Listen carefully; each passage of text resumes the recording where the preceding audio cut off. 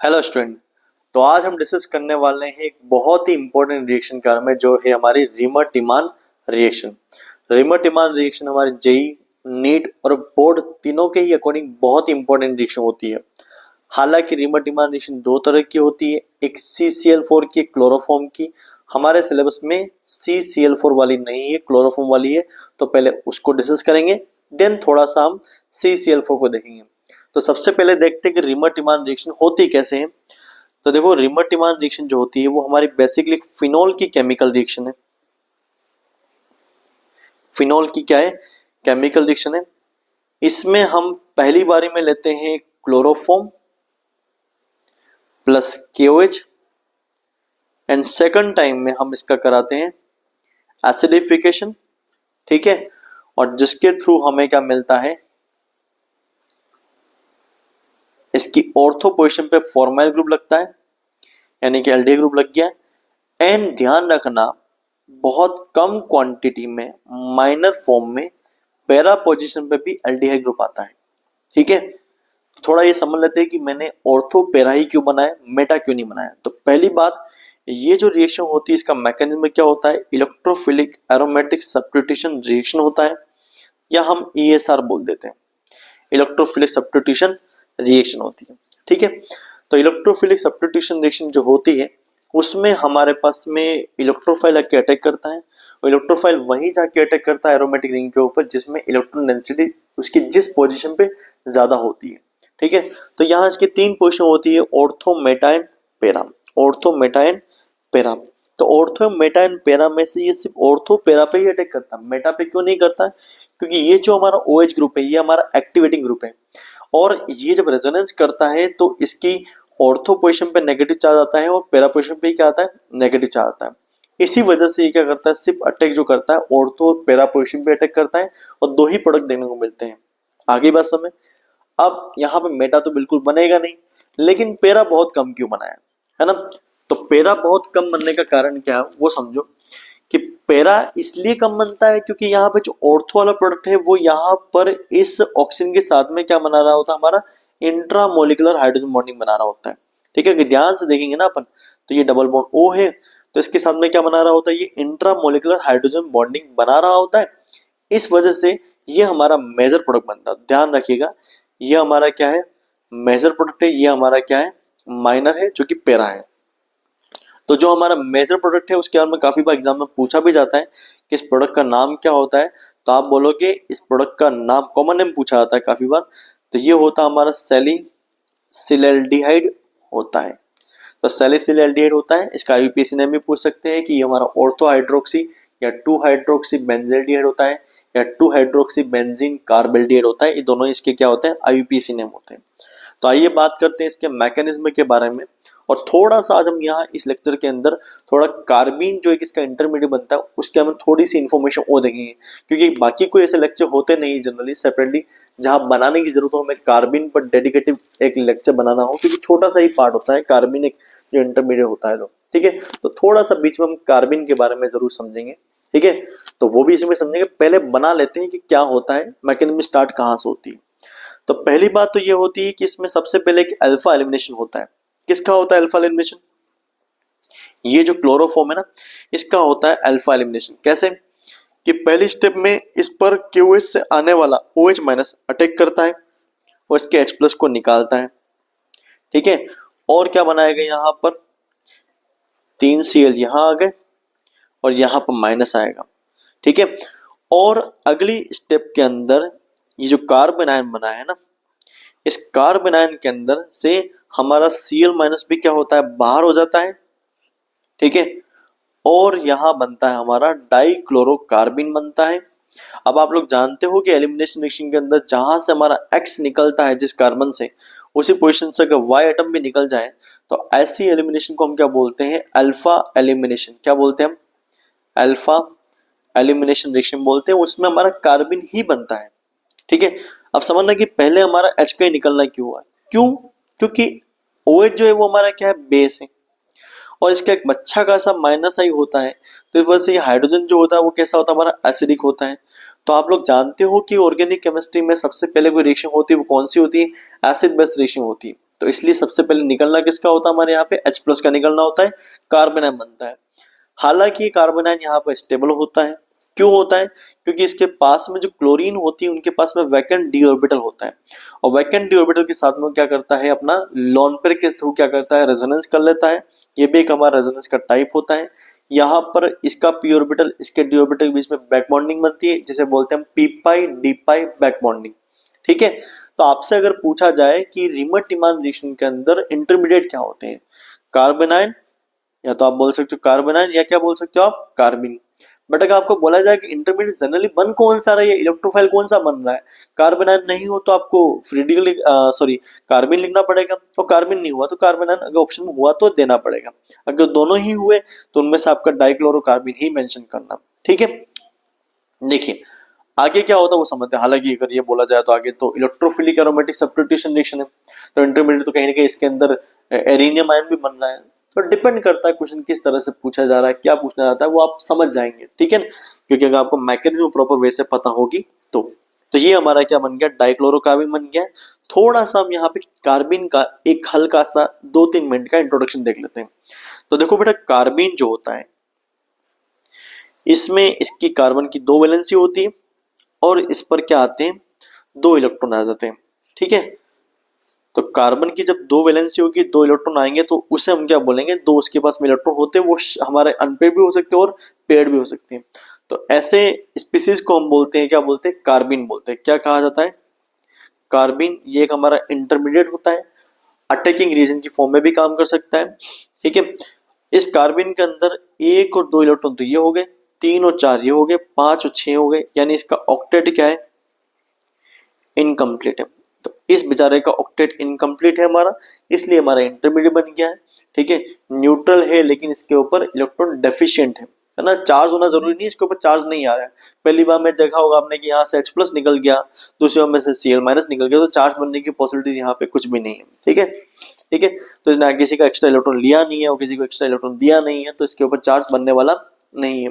ठीक है, अब क्योंकि ये हमारा ऑक्टेट इनकम्प्लीट रखता है, तो ये अगले स्टेप में जाके हमारा क्या बन जाता है, एज अ इलेक्ट्रोफाइल की तरह बिहेव करता है। ठीक है, चलिए अब ये देख लेते हैं कि कार्बिन जो होते हैं, अभी भी बात कर रहे थे कि 2 तरह के होते हैं, तो 2 तरह के कौन कौन से होते हैं। तो देखो, कार्बिन के बारे में पूछा जाए कि इसका हाइब्रिडेशन क्या होता है, आप बोलोगे sp2 होता है।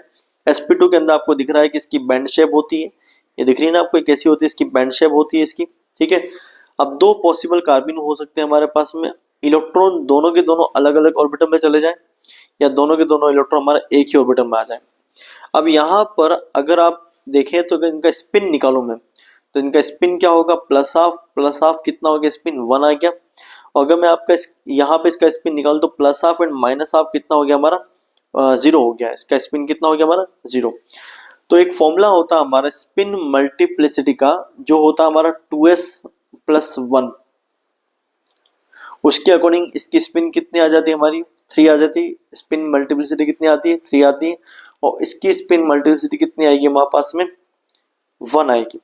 ठीक है, क्योंकि इसकी स्पिन मल्टीप्लिसिटी 3 आ रही है, तो इसलिए इसको बोलते हैं हम, इट इज ट्रिपलेट कार्बिन। क्या बोलते हैं, ट्रिपलेट कार्बिन कहा जाता है। और इसकी स्पिन मल्टीप्लिसिटी 1 आ रही है, तो इसलिए इसको क्या कहते हैं हम, सिंगलेट कार्बिन। क्या बोलते हैं, सिंगलेट कार्बिन।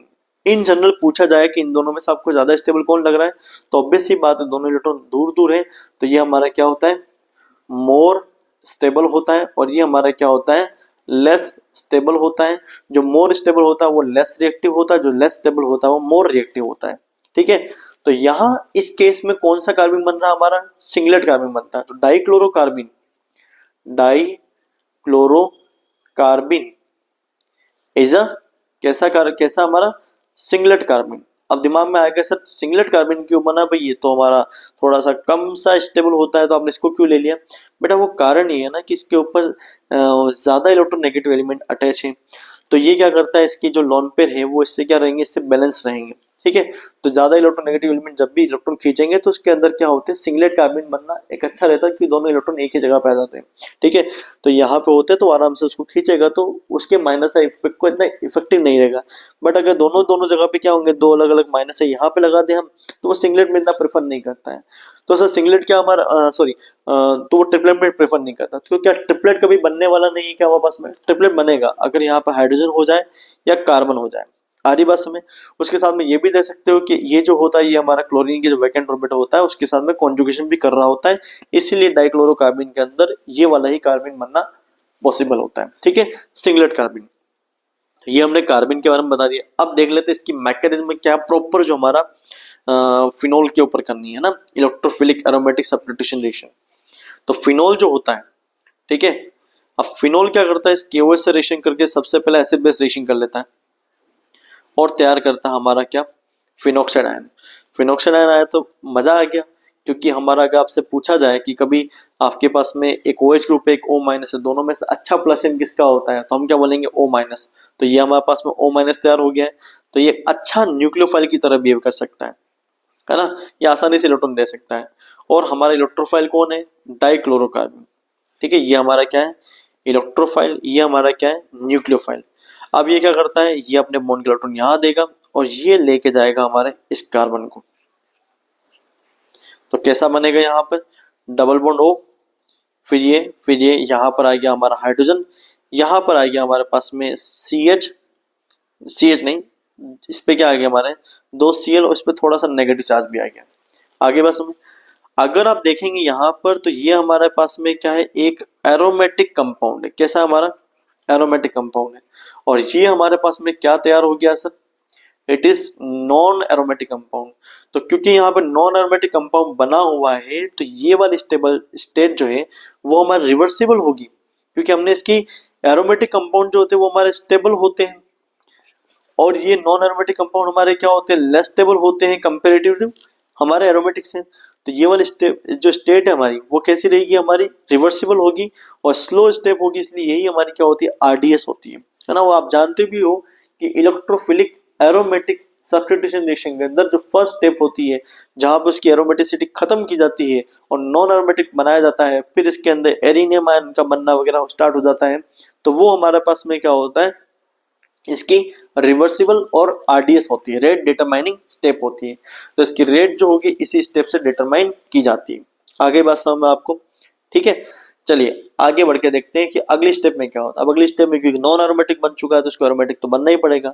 तो एरोमेटिक बनने का एक ही तरीका है कि ये इस H को अपनी ओर खींच ले और ये अपना H इलेक्ट्रॉन दे दे और यहाँ पे क्या बन जाए वापस से O माइनस।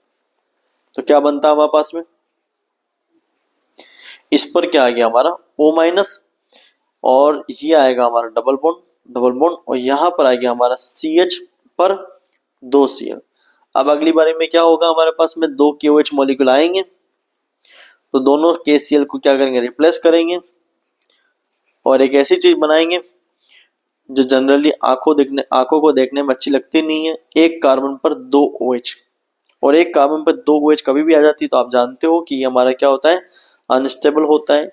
किसी बच्चे को नहीं पता कि अनस्टेबल क्यों होता है तो बेटा ये इसके अंदर क्या होता है, हाइड्रोजन बॉन्डिंग होती है। तो हाइड्रोजन बॉन्डिंग होती है तो इस वजह से ये क्या होता है, अंदर से अपना H2O को रिमूव करता है, माइनस होता है यहाँ से क्या H2O और क्या बनता है हमारा, इस फिनोक्साइड आयन के ऊपर क्या आता है, O माइनस है और यहाँ पे बन जाता है हमारा अल्डिहाइड बन जाता है। ठीक है, तो ये हमारा क्या बन गया, अल्डिहाइड बन गया, CHO बन गया। और इसके बीच में यहाँ पे क्या होती है, एक तरह से यहाँ पर क्या बना होता है, हाइड्रोजन बॉन्ड बना होता है। तो इस हाइड्रोजन बॉन्ड की खातिर ही क्या होता है, हमारी ऑर्थो पोजीशन पे आके अटैक करता है, ध्यान रखना। ठीक है, तो इस सामने की तरफ इसके पास में क्या होता है, हाइड्रोजन बॉन्ड होता है, तो इसलिए यही प्रोडक्ट हमारा क्या बनता है, ज्यादा बनता है और पैरा वाला क्या बनता है, कम बनता है। इस चीज को हम रिजियो सेलेक्टिविटी भी बोलते हैं। ठीक है, और देखे बेटा अपन इसके अंदर कि और क्या हो रहा है इसके अंदर। अब ये हमारा माइनस चार्ज जो है, ठीक है, जो हमने लिखा है यहाँ पे, ये हमारे पास माइनस चार्ज है, इसको हम स्टेबल करने के लिए क्या करते हैं, इसका एसिडिफिकेशन करते हैं और एसिडिफिकेशन करते हैं तो क्या बन जाता है हमारे पास में, तो तैयार होता है बेटा हमारे पास में यहाँ पे आता है OH और ये आता है हमारा CHO फॉर, हमारे पास में फॉर्माइलेशन हो गया इसका और ये बन गया सैलिसिलेट एल्डिहाइड। अब आप सोचो कि सर आपने एक बात बताई थी ये क्लोरोफॉर्म वाली, तो वो कार्बन टेट्राक्लोराइड की बता दो, है ना। हमने दो रिएक्शन बोली थी ना स्टार्टिंग में कि क्लोरोफॉर्म के साथ में होती है, तो क्लोरोफॉर्म वाली तो आपके एनसीईआरटी में होती है। ये पूरी रिएक्शन आपकी ये है ना, आपको यही ध्यान रखना है, आपके यही बनने की पॉसिबिलिटी है। लेकिन क्योंकि हमने इतने सारे मैकेनिज्म वगैरह को डिस्कस कर ही लिया है, तो हम एक कार्बन टेट्राक्लोराइड को भी आराम से पढ़ सकते हैं। ठीक है, तो देखो कार्बन टेट्राक्लोराइड जो होता है CCl4, तो वो भी हमारा डाइक्लोरोकार्बन बना के ही देता है। ठीक है, वो भी हमारा डाइक्लोरोकार्बन बना के देता है, वहां पे एक Cl+ एक Cl- निकलता है, इलेक्ट्रोफाइल बन गया है हमारे पास में। ठीक है, तो वहां होता ये कि जो डाइक्लोरोकार्बन है, नहीं करेक्शन है कि कार्बन तो नहीं बनता है, कार्बन कैसे बनेगा, उसमें Cl+ Cl- निकलने वाली ऐसी कोई कंडीशन होती नहीं है। होता ये बेसिकली समझ लो कि जैसे हमारे पास में ये है, ये हमने फिनॉक्साइड आयन बनाया हुआ है। ठीक है, और ये हमारे पास में क्या है, CCl3 और Cl है। तो इस पर क्या बना हुआ है, उसमें पॉजिटिव चार्ज है, इस पर क्या हमारा नेगेटिव चार्ज है। तो ये क्या करता है, ये अपना इलेक्ट्रॉन यहां देता है और ये जाके अटैक करेगा इस इलेक्ट्रोफाइल के ऊपर। ठीक है, इस इलेक्ट्रोफाइल के ऊपर जाके अटैक करेगा और यहां से क्या निकाल देगा, अपना Cl- को रिमूव कर देगा। Cl- रिमूव हो गया तो क्या बनेगा हमारे पास में, डबल बॉन्ड O, और यहां पर आ जाएगा हमारे पास में CCl3, और इसके साथ में भी यहाँ पे क्या आएगा हमारा हाइड्रोजन।